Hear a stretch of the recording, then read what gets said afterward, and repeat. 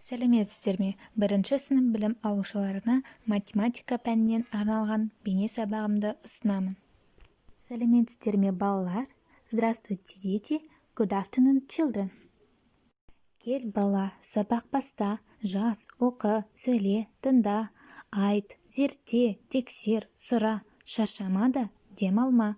Математиканы үйренсең, көп ұғарсың сен ертең. Бүгінгі біздің жаңа тақырыбымыз түзу, кесінді және сынық сызық. Сабағымыздың мақсаты түзу, кесінді және сынық сызық ажыратуды үйрену, кесінді мен сынық сызықтың неден тұратынын білу, және ең бастысы түзуді, кесіндіні және сынық сызықты салуды үйренетін боласың. Сабағымызды әдеттегідей өткен сабақты қайталаудан бастайық. Суреттерге назар аудар. Не берілген? Дұрыс, сызықтар. Ал бұл сызықтарды қалай топтастыруға болады, ойла. Жақсы, өзіңді тексерейік. Бірінші тұйықталған сызықтар, тұйықталмаған сызықтар және түзулер деп 3 топқа топтастыруымызға болады екен. Оқу жылының басында түзу, кесінді, сәуле ұғымдарымен танысып болған болатынсың. Енді бүгін есімізге түсірейік. Жіп бізге кәдімгі түзудің мысалы бола алады. Жіпті шексіз соза беруге болады, аяқталған жақ жоқ. Ал егерде біз түзудің бір бөлігін кесіп алатын болсақ, қандай геометриялық фигураның түрі шықты? Әрине, кесінді. Кесіндінің екі ұшы міндетті түрі шектеулі болғандықтан біз екі жақ ұшын түйіндейміз.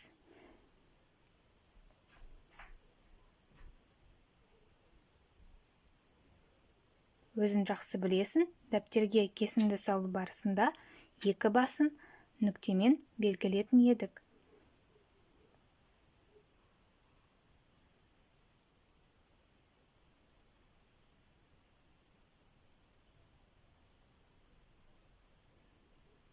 Міне, бізде кесінді шықты. Яғни, кесіндінің екі ұшы нүктемен шектелген. Енді келесі. Осы түзуден тағы бір бөлігін алып қиямыз.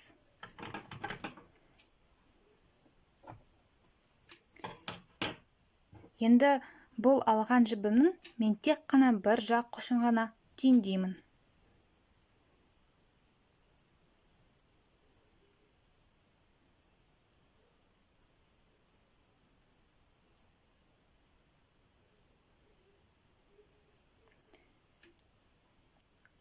Яғни бізде тек қана бір жақ ұшын түйінделген. Енді бұл қандай фигура пайда болды? Бір жағын түйінделген, ал екінші жағын ашық. Әрине, сәуле. Балалар, біз сызықтар туралы көп білеміз, бірақ қайталау әрқашанда артық емес. Сондықтан да бейнематериал тамашалап өткенді есімізге түсірейік. Сен білесің бе? Айналамыздағы заттардан геометриялық фигураларға ұқсас заттарды табуға болады. Саңырауқұлақ пен қоңыздан қандай белгілерді көріп тұрсың? Нүктелер. Дұрыс. Нүкте геометриялық фигура. Аспанда ұшып бара жатқан ұшақтың ізі түзу. Түзу сызықтың басы мен ұшы болмайды. Шөпте жылан жорғалап келеді. Жыланның ізі қисық сызық. Аспанда күн жарқырап тұр. Одан ұшы жоқ, түзу күн сәулесі түсіп тұр. Математикада да сәулелер бар. Сәуле түзу сызық. Оның басы бар, бірақ ұшы жоқ. Ал егер бір нүктеден екі сәуле шықса, бұрыш пайда болады. Сағаттың тілдері де бұрыш жасайды. Ал егер жіпті бөліктерге бөлсек, кесінділер пайда болады. Кесінді басы мен ұшы болатын түзу сызықтың бір бөлігі. Ал егер лентаның бөліктерін бұлай орналастырса, онда сынық сызықтар пайда болады. Сынық сызық кесінділерден тұратын геометриялық фигура. Мінеки, геометриялық фигуралар туралы қайталап та алдық. Ал енді осы білімізді қолданып, ары қарай тапсырмаларды орындап көрейік. Мынау суреттерге назар аударыңдар. Суреттерде қандай сызық түрлерін кездестіруге болады? Жақсы, түзу сызықтар, тұйықталмаған және тұйықталған қисық сызықтар, кесінділерді кездестіруге болады екен. Яғни біз қоршаған айналымыздан геометрия мен көптеген мысалдарын таба аламыз. Ал енді сәйкестендіру тапсырманы орындап көр. Бірінші, екінші, үшінші номерлі фигуралар берілген. Бұл фигураларға сәйкес атауын табуың керек. Кесінді, түзу, сәуле. Кесінді қай номерлі фигура? Түзу, сәуле қай номерлі фигура? Ойлан. Дайын болсан, өзіңді тексерейік. Бірінші фигура түзу, екінші фигура сәуле, себебі бір басы тұйықталған. Үшінші фигура кесінді. Жауабын сәйкес келді ме? Бәрекелді. Онда түзу сызық туралы не білдің? Айта ғой. Жақсы, өзіңді тексер. Түзу сызықтың басы мен ұшы болмайды. Түзу сызық шексіз болады. Ал енді келесі сұраққа назар аудар. Кесінді туралы не білдің? Назар аудар, жауабынды айт. Енді өз жауабынды тексер. Кесінді түзу сызықтың бір бөлігі. Кесіндінің екі ұшы нүктелермен және бас әріппен белгіленеді. Сынық сызық туралы не білдің? Есіне түсір. Енді жауабынды тексер.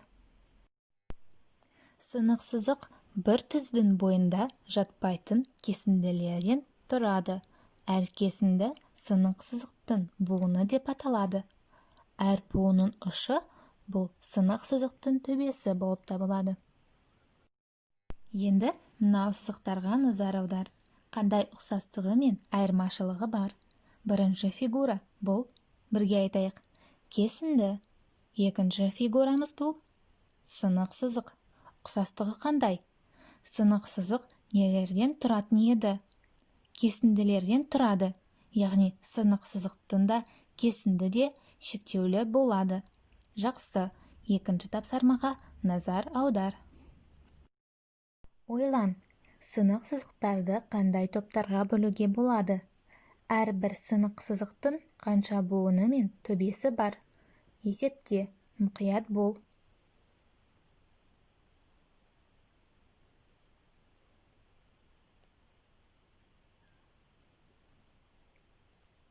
Жақсы, орындап болсан, онда өзіңді тексерейік. Тұйықталмаған сынық сызықтар және тұйықталған сынық сызықтар деп екі топқа бөлімізге болады екен.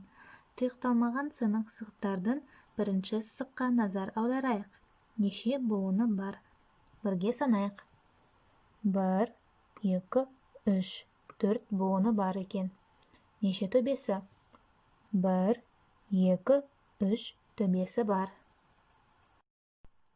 Келесі сынық сызықтың буыны санайық.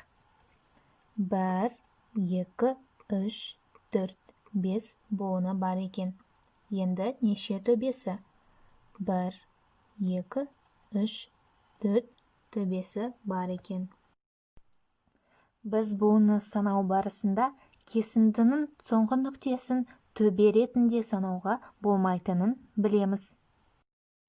Ал енді тұйықталған сынық сызықтарға назар аударыңыз. Бірінші тұйықталған сынық сызығымыздың неше буыны бар? Бірге санайық.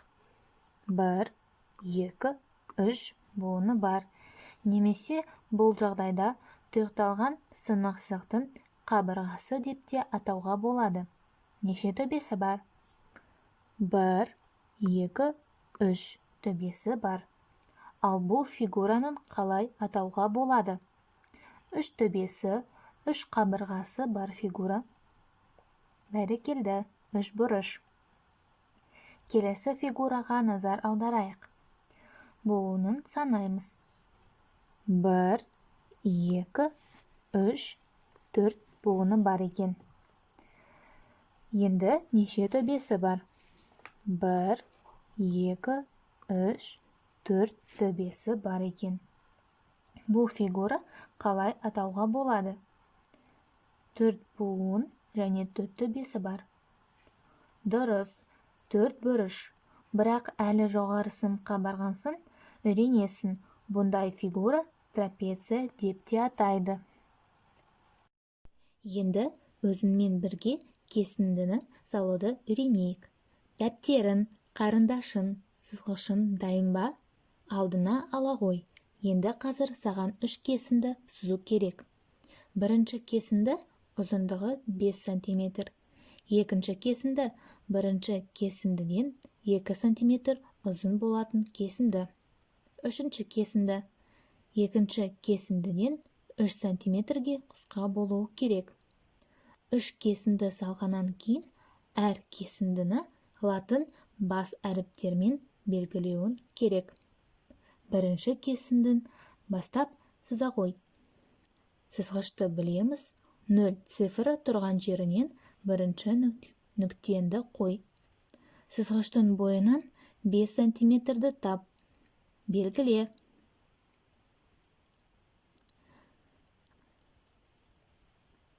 Жақсы, енді екінші. 5 см-ден 2 см артық болса, ол қанша болғаны? Екінші кесіндіні сыз.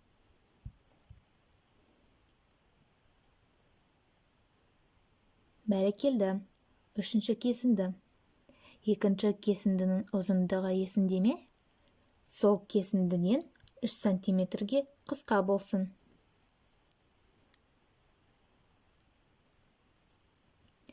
Жақсы. Бас әріптермен белгіле. Енді өзінді тексерейік. Бірінші кесіндінің ұзындығы 5 см. Екінші кесіндінің ұзындығы бірінші кесіндіден 2 см-ге ұзын, яғни 7 см болады. Үшінші кесіндінің ұзындығы 7 см-ден 3 см-ге қысқа болғандықтан 4 см болады. Кесінділердің ұзындығы сәйкес келді ме? Бәрекелді. Енді 4-ші тапсырмаға көшеміз. Сынық сызықты салуды бірге үйренейік. Ол үшін дәптерінің бетіне бір түзу бойында жатпайтын 5 нүкте сал. Үлгіге қарап белгіле. Енді сызғышының көмегімен пайдаланып, нүктелердің арасын қосып сыз.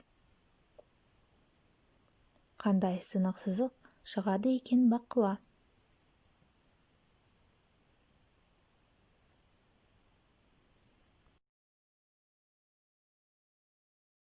Орындап болсан, өзінді тексерейік.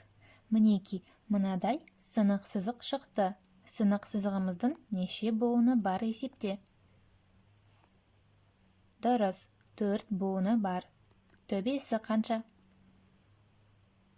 Иә, 3 төбесі бар сынық сызық шықты. Дұрыс па? Жарайсың. Осымен сабағымыздың соңына да жеттік. Енді өзін-өзі бағалау парағы көмегімен өз жұмысыңды бағала. Түзуді, сәулені, кесіндіні, сынық сызықты ажырата аламын. Тұйықталған және тұйықталмаған сынық сызық түрлерін ажырата аламын. Геометриялық фигураларды өлшемі бойынша сала аламын. Мен сенің жақсы жетістікке жеткеніне сенімдімін. Осымен сабағымыз аяқталды. Назарларыңызға рахмет.